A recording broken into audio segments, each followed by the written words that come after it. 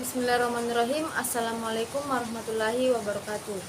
Perkenalkan, nama saya Cantika Sari dengan NIM 2011-3006. Di sini saya akan menjelaskan mengenai materi bab 4. Yang pertama itu jenis-jenis pendapat akuntan. Menurut standar profesional akuntan publik, terdapat 5 macam jenis pendapatan akuntan. Antara lain pendapat wajar tanpa pengecualian atau unqualified opinion. Yang kedua, pendapat wajar tanpa pengecualian dengan bahasa penjelasan yang ditambahkan dalam laporan audit bentuk baku. Dan yang ketiga, pendapat wajar dengan pengecualian. Yang keempat, pendapat tidak wajar. Dan yang kelima, pernyataan tidak memberikan pendapat atau disclaimer opinion. Yang pertama, pendapat wajar tanpa pengecualian atau unqualified opinion. Jenis opini akuntan ini diberikan pada kondisi apabila seorang akuntan telah menjalankan proses pemeriksaannya sesuai dengan standar akuntan yang telah ditetapkan dan sudah mengumpulkan bahan-bahan pembuktian atau audit advice yang cukup memadai dalam rangka untuk mendukung opininya tersebut, serta tidak mendapatkan kesalahan yang material atas laporan keuangan manajemen terhadap prinsip akuntansi yang berlaku umum di Indonesia. Dalam kondisi seperti ini, seorang akuntan dapat memberikan pendapatnya berupa pendapat wajar tanpa pengecualian. Dengan dikeluarkannya pendapat wajar tanpa pengecualian, maka seorang auditor meyakini bahwa laporan keuangan menyajikan secara wajar dalam semua hal yang bersifat material, posisi keuangan atau neraca, hasil usaha atau laba rugi, perubahan ekuitas dan arus kas sesuatu manajemen atau entitas usaha sesuai dengan prinsip-prinsip akuntan yang berlaku umum di Indonesia. Yang kedua adalah pendapat wajar tanpa pengecualian dengan bahasa penjelasan yang ditambahkan dalam laporan audit bentuk baku. Kondisi dikeluarkannya jenis pendapat auditor ini apabila adanya keadaan tertentu yang mengharuskan seseorang auditor menambahkan paragraf penjelasan dalam laporan auditnya, walaupun tidak mempengaruhi pendapat wajar tanpa pengecualian yang dinyatakan oleh akuntan. Kondisi atau keadaan dikeluarkannya pendapat wajar tanpa pengecualian dengan bahasa penjelasan, misalnya pendapat wajar sebagian didasarkan atas laporan auditor independen yang lainnya, dalam rangka untuk mencegah supaya laporan keuangan tidak menyesatkan karena adanya keadaan atau kondisi yang luar biasa atas laporan keuangan disajikan menyimpang dan prinsip akuntansi.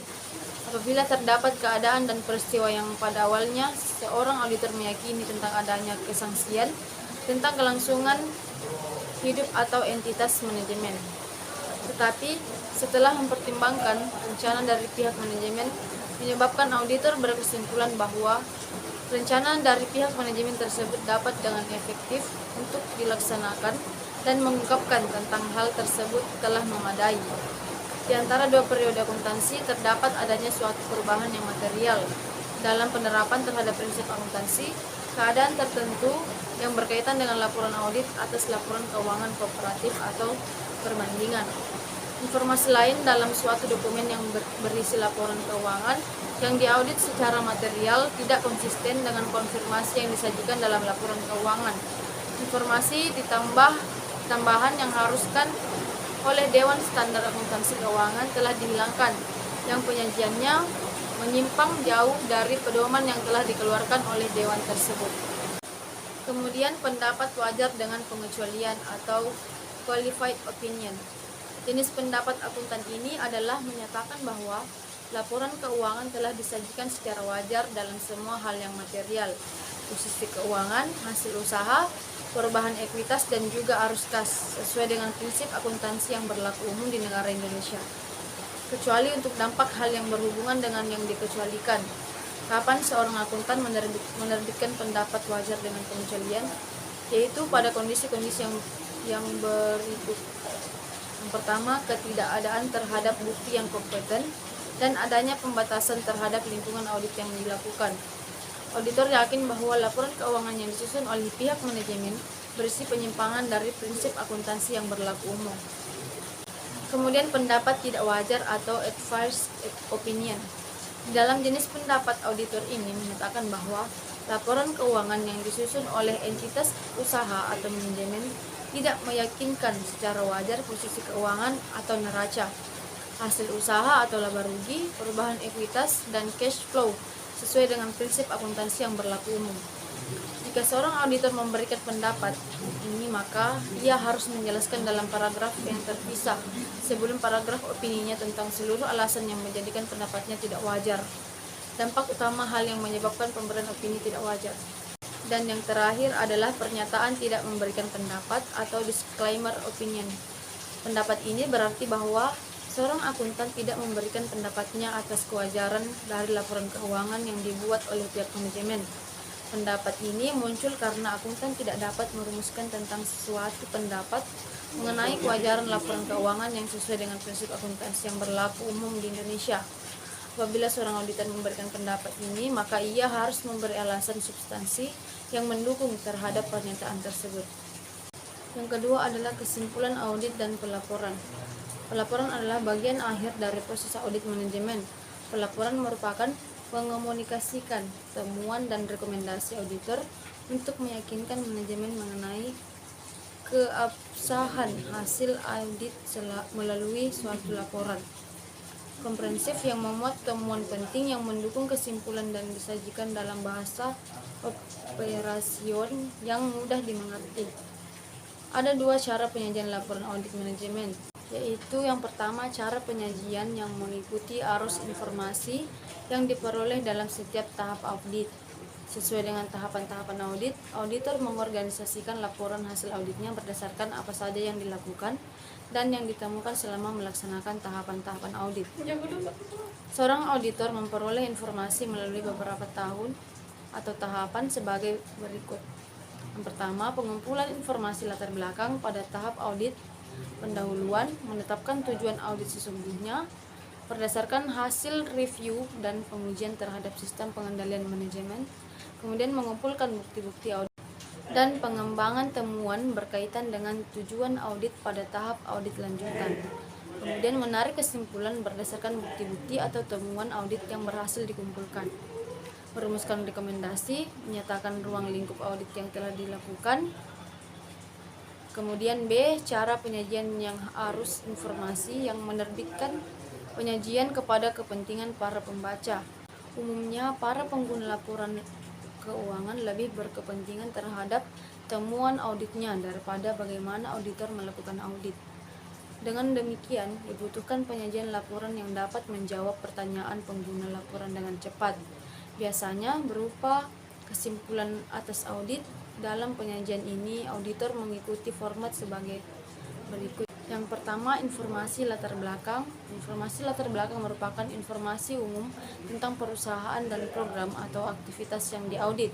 Pada bagian ini, auditor harus mampu memberikan gambaran umum tentang tujuan dan karakteristik perusahaan serta program atau aktivitas yang diaudit, sifat, ukuran, program, serta organisasi manajemennya. Pada bagian ini juga disajikan apa alasannya yang mendasari dilakukannya audit manajemen. Kesimpulan audit disertai dengan bukti-bukti yang cukup untuk mendukung kesimpulan audit. Untuk meyakinkan pengguna laporan audit, auditor harus menyajikan temuan-temuan yang diperoleh sebagai pendukung setiap kesimpulan yang dibuat. Kesimpulan dalam audit manajemen selalu dibuat berdasarkan temuan-temuan yang diperoleh saat melakukan audit, baik itu temuan yang berkaitan dengan kriteria, penyebab maupun akibat. Yang terakhir, pertimbangan auditor atas kemampuan entitas dalam mempertahankan kelangsungan hidupnya. Auditor harus mengevaluasi apakah terdapat kesangsian besar mengenai kemampuan entitas dalam mempertahankan kelangsungan hidupnya dalam jangka waktu. Auditor tidak bertanggung jawab untuk memprediksi kondisi atau peristiwa yang akan datang. Auditor tidak perlu merancang prosedur audit dengan tujuan tunggal untuk mengidentifikasi kondisi dan peristiwa yang jika dipertimbangkan secara keseluruhan menunjukkan bahwa terdapat kesangsian besar mengenai kemampuan entitas dalam mempertahankan kelangsungan hidupnya dalam jangka waktu pantas. Jika setelah mempertimbangkan kondisi atau peristiwa yang telah diidentifikasi atas keseluruhan, auditor yakin bahwa terdapat kesangsian besar mengenai kemampuan entitas dalam mempertahankan kelangsungan hidupnya dalam jangka waktu pantas, Ia harus mempertimbangkan rencana manajemen dalam menghadapi dampak merugikan dari kondisi atau peristiwa tersebut. Apabila setelah mempertimbangkan dampak kondisi dan peristiwa tertentu, auditor tidak menyaksikan kemampuan satuan usaha dalam mempertahankan kelangsungan hidupnya dalam jangka waktu pantas, maka auditor memberikan pendapat wajar tanpa pengecualian. Apabila setelah mempertimbangkan dampak kondisi dan peristiwa tertentu, auditor tidak menyaksikan kemampuan satuan usaha dalam mempertahankan kelangsungan hidupnya dalam jangka waktu pantas, maka auditor menerbitkan pendapat wajar tanpa pengecualian.